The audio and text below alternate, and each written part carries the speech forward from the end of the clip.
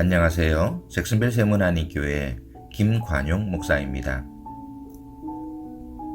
코로나 변이 바이러스인 델타로 인해 긴장된 시간을 보내고 있는 요즘, 당신의 신앙생활이 위축되거나 소극적으로 되지 않기를 바라는 마음이 간절합니다. 오늘은 욥기 6번째 말씀을 전합니다. 욥에게는 신앙적 관계를 유지하며 아주 가깝게 지내던 3명의 친구가 있었습니다. 욥이 큰 고난을 겪고 있는 지금 세 친구의 방문은 많은 위로가 되어 주었겠지만, 인과응보의 사상에 젖어 있는 세 친구들의 신앙과는 욥과 아주 많은 차이를 드러내었습니다.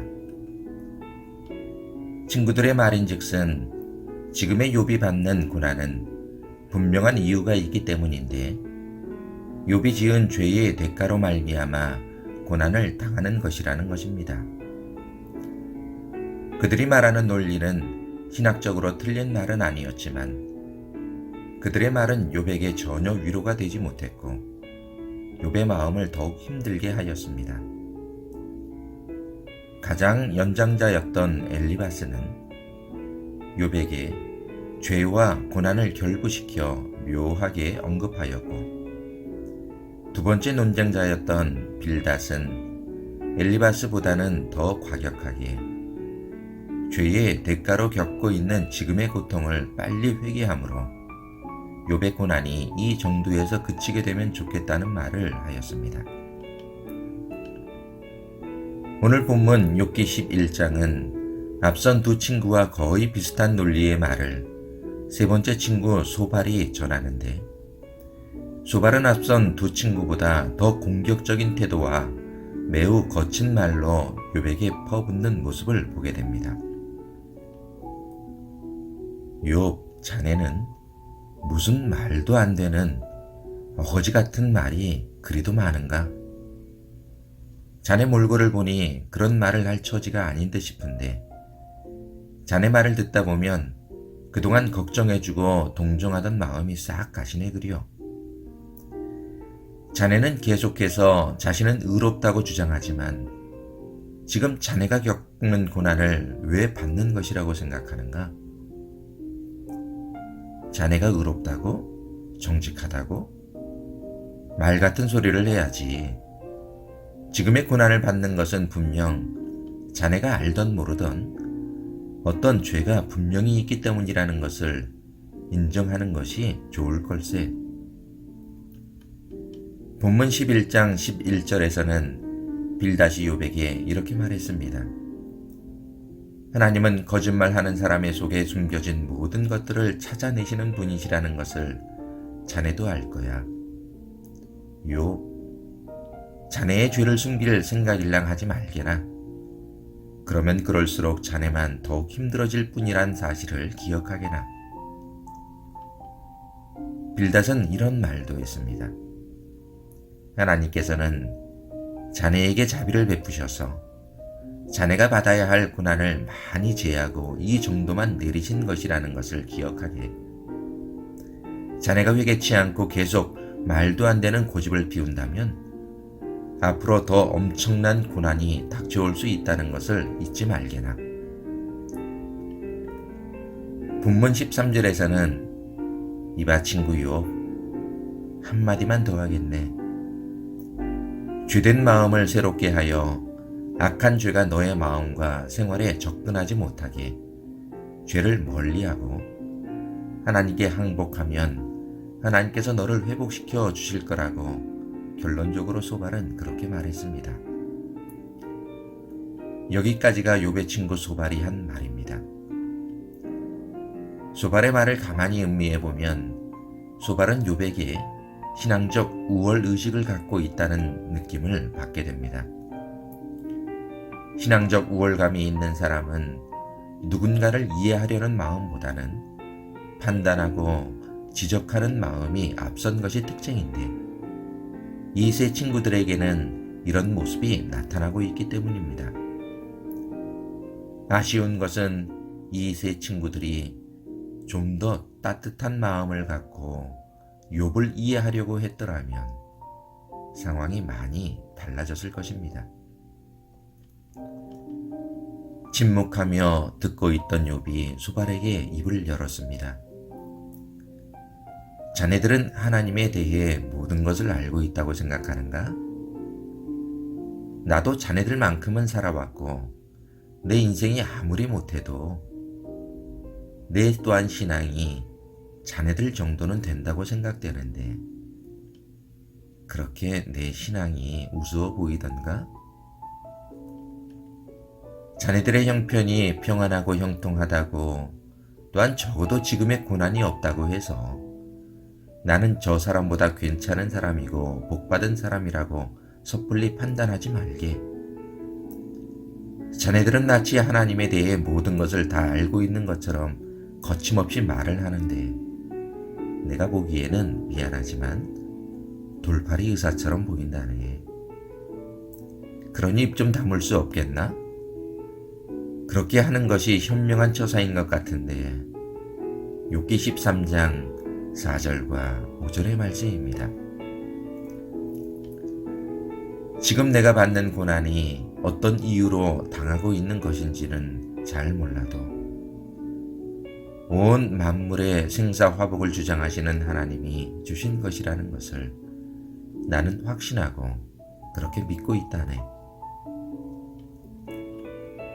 사랑하는 성도 여러분, 욥기 13장 15절 말씀을 함께 읽어보면 좋겠습니다.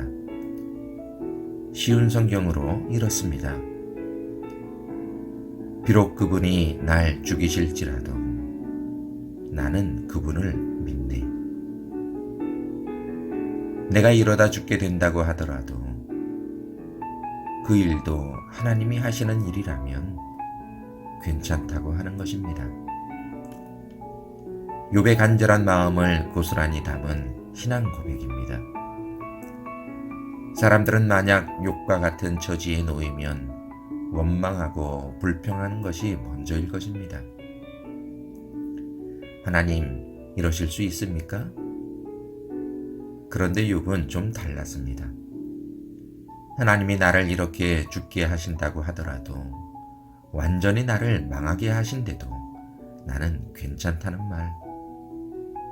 이 말을 우리들이 깊이, 아주 깊이 묵상해 보시길 권해드립니다. 지금까지 욥은 세 친구들의 말을 들으면서 기분이 어땠을까요? 욥도 사람인데 괜찮을 리가 있겠습니까? 욥기 13장 6절로 9절의 욥은 그의 솔직한 심정을 친구들에게 하소연처럼 중얼거렸습니다. 내 말을 좀 들어주면 안 되겠나? 나를 이해해 줄 수 없겠는가? 힘들다고 말하지도 말고 아픈데 아프다는 말도 하지 말라는 소린가? 욥이 이 정도로 말했지만 욥은 마음이 많이 상했을 것입니다. 힘든 일이 있을 때 웃으면서 아무 일이 없는 척 감쪽같이 하는 것이 인간적입니까? 마음이 복잡하고 분이 가득해도 거룩하게 점잖게 품위 있게 기도하고 점잖은 모습을 보이면 신앙이 좋은 것입니까? 그것은 거짓입니다. 하나님은